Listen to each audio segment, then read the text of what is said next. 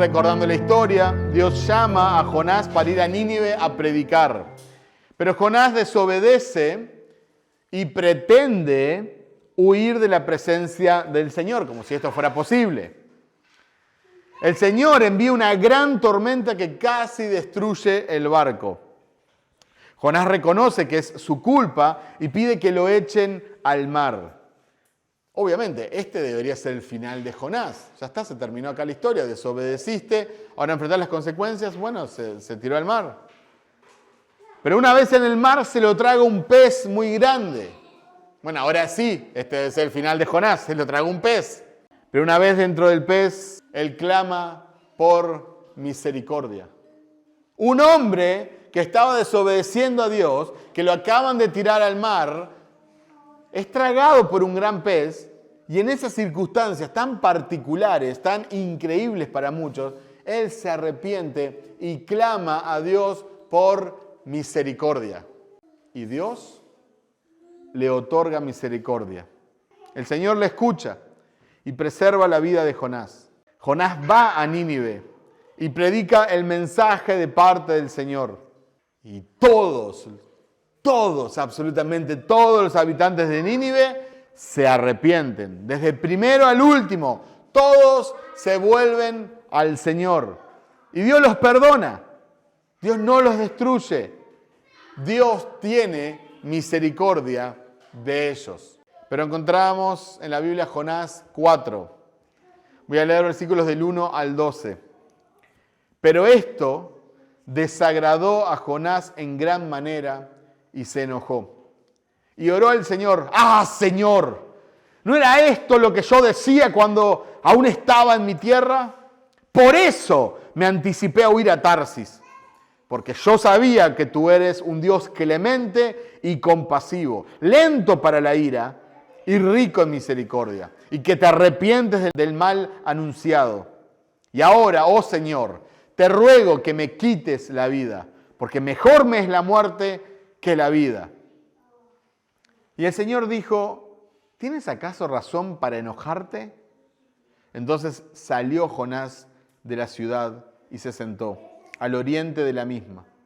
Allí se hizo un cobertizo y se sentó bajo la sombra de él, hasta ver qué sucedería en la ciudad. Y el Señor dispuso que una planta creciera sobre Jonás, para que hiciera sombra sobre su cabeza y lo librara de su incomodidad. Y Jonás se alegró grandemente por la planta. Pero al rayar el alba del día siguiente, Dios dispuso que un gusano atacara la planta, y ésta se secó. Y sucedió que al salir el sol, Dios dispuso un sofocante viento del este, y el sol hirió la cabeza de Jonás, así que él desfallecía. Con toda su alma deseaba morir y decía: mejor me es la muerte que la vida. Entonces Dios le preguntó a Jonás: ¿tienes acaso razón para enojarte por causa de la planta? Tengo mucha razón para enojarme hasta la muerte, le respondió.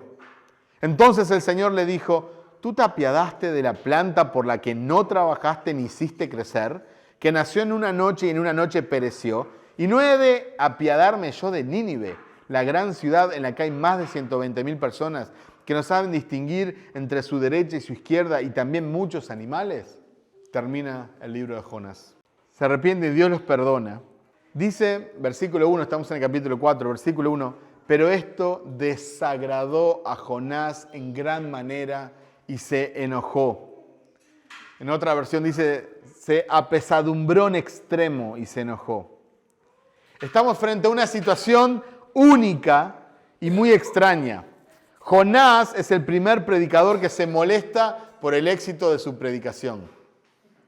El enojo de Jonás es muy intenso porque el lenguaje en el hebreo original es muy fuerte. Jonás no quiso ir a Nínive porque sabía que si los ninivitas se arrepentían, Dios no iba a castigarlo. Ahora la pregunta es, ¿por qué Jonás hubiera preferido que Dios castigara a los ninivitas? Bueno, deben haber muchos factores. Puede ser que no se alegrara en la salvación de un pueblo pagano, sanguinario y enemigo. Puede ser que tuvieran miedo de quedar como un falso profeta, de que predique destrucción y después se arrepientan y no iba a destruirlos. La Biblia no lo especifica, pero en cualquier caso, Jonás estaba pensando más en él que en estas almas. Por eso lo llamo el evangelista egoísta. No hay dudas de que su conocimiento teológico era correcto. Fíjense lo que dice el texto. Jonás sabía lo que Dios pensaba y cómo actuaba. Jonás sabía que Dios es clemente y compasivo. Él sabía que Dios es lento para la ira y rico en misericordia. Jonás sabía que las personas se arrepienten y Dios los perdona. Jonás sabía. Tenía la teología correcta. Hermanos, no acumulen conocimiento sin compasión. No acumulen conocimiento sin compasión. Jonás conocía muy bien la doctrina correcta de Dios. Era bueno en teología, pero no sentía como Dios. Iba a la iglesia correcta, estudiaba en el seminario correcto, escuchaba a los pastores correctos, de sana doctrina, pero su corazón no sentía como el corazón de Dios. Podía dar una clase muy buena, podía predicar expositivamente, pero no sentía como Dios. Su problema estaba en el corazón, no en el intelecto. A él no le importaba si la gente de Nínive moría. De hecho, él prefería que todos murieran. Cuidado, hermanos, cuando nosotros actuamos igual. Nos sentimos muy orgullosos de lo mucho que sabemos de la Biblia. Amamos tener la sana doctrina. Y no me malinterpretes. Necesitamos capacitarnos y estudiar más. Obviamente es uno de los grandes problemas, la ignorancia bíblica. Pero la sana doctrina sin compasión no es más que un libro lleno de polvo. No sirve para nada. La idea de las almas yendo al infierno por la eternidad tiene que llegar a ser impensable para nosotros. Tiene que llegar a ser impensable. Y para eso tenemos que ser diferentes a Jonás. Fíjense en los versículos 10 y 11. Entonces el Señor le dijo, tú te apiadaste de la planta por la que no trabajaste, ni hiciste crecer, que nació en una noche y en una noche pereció, y no he de apiadarme yo de Nínive, la gran ciudad en la que hay más de 120.000 personas que no saben distinguir entre su derecha y su izquierda y también muchos animales. Jonás se enojó mucho porque un gusano atacó la planta o la calabacera, porque le daba sombra y él estaba contento, porque pobrecito Jonás, había mucho sol, mucho calor, entonces la plantita le cubría la cabecita. Entonces Jonás estaba re contento. ¿Y qué le dijo Dios respecto a su enojo en los versículos 10 y 11? Dios cuestionó que Jonás se compadeció de una planta que él no la creó, no le demandó ningún esfuerzo, la planta vivió solo un día. Y Dios le dice, yo no me voy a compadecer de estas personas. Hermanos, nosotros nos enojamos, entristecemos y preocupamos por tantas pavadas, por tantas plantitas. Mientras tanto, perdemos el verdadero enfoque. Las personas a nuestro alrededor se están yendo a una eternidad sin Cristo. El Señor pregunta, ¿y no tendré yo piedad de Nínive? ¿Y no tendré yo piedad de tus vecinos? ¿Y no tendré yo piedad de los musulmanes? ¿Y no tendré yo piedad de tus seres queridos? Pero nosotros estamos preocupados con las plantitas, en lugar de ir a predicarle a los 120.000 de Nínive. Es muy interesante porque Jonás clamó dentro del gran pez, la salvación es del Señor. Jonás 2:9. Y qué gran verdad. Pero Dios ha decidido soberanamente que esa salvación llegue a las personas a través de la predicación del Evangelio. La salvación es del Señor, amén. Pero la salvación llegará a las personas a través de la predicación de cristianos como vos y como yo. Y no solo desde los púlpitos, sino en el día a día, a través de aquellos que fuimos objetos de su compasión. Fíjense que los marineros escogen la vida en lugar de la muerte, pero Jonás quería morir. Los ninivitas escogen la vida en lugar de la muerte, se arrepienten, pero Jonás quería morir. ¿Y no tendré yo piedad de Nínive, aquella gran ciudad? Cuenta la tradición judía, esto no está en la Biblia, pero cuenta la tradición judía, que después de que Dios dijo estas palabras, en el versículo 11, del final, Jonás se postró sobre su rostro y dijo: gobierna tu mundo según la medida de la misericordia. Como está dicho, de Jehová nuestro Dios es el tener misericordia y el perdonar. Ojalá que haya sido así y que él haya entendido, porque él fue objeto de misericordia, pero ahora no quería que Dios fuera misericordioso con los demás. Y hermanos, Dios fue misericordioso contigo. Estás acá porque Él tuvo compasión, Él te rescató, Él perdonó tus pecados. Andás a ver lo que sería tu vida si no estuvieras siguiendo a Cristo. Sin embargo, a veces nosotros no tenemos esa compasión por los demás. Están camino al infierno, pero a nosotros no nos importa. Los cristianos no nos tenemos que preocupar por la plantita.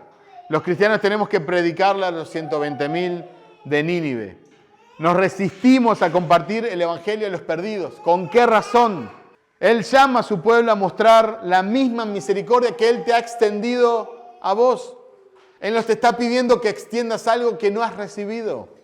Keith Green, un cantante que falleció ya hace años, dijo: esta generación de cristianos es responsable por esta generación de almas.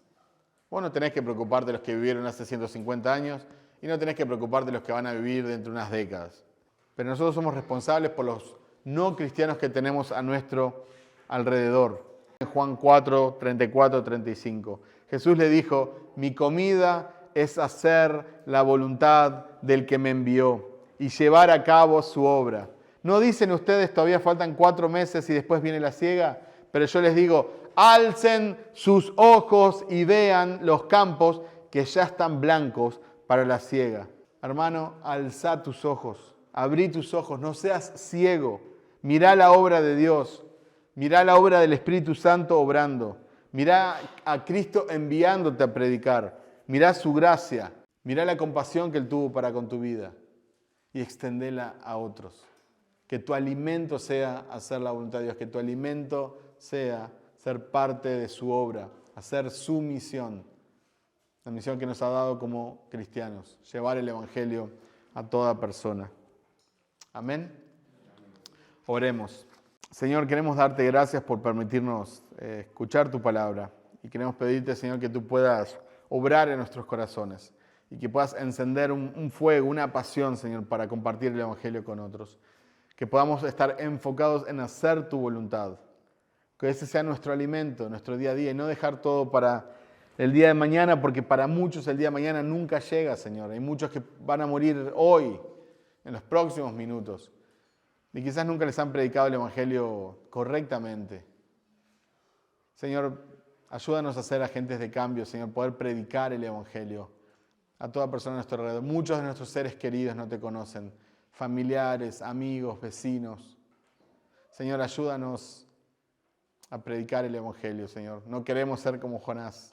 No, Señor. Ayúdanos a tener compasión como tú has tenido compasión de nosotros. No queremos ser ciegos, Señor. Queremos ver tu obra, la cosecha espiritual, Señor, y ser parte de ella, Señor. Señor, ten misericordia de nosotros y ayúdanos a hacer los cambios en nuestra vida que tenemos que hacer. En tu nombre oramos. Amén. Amén.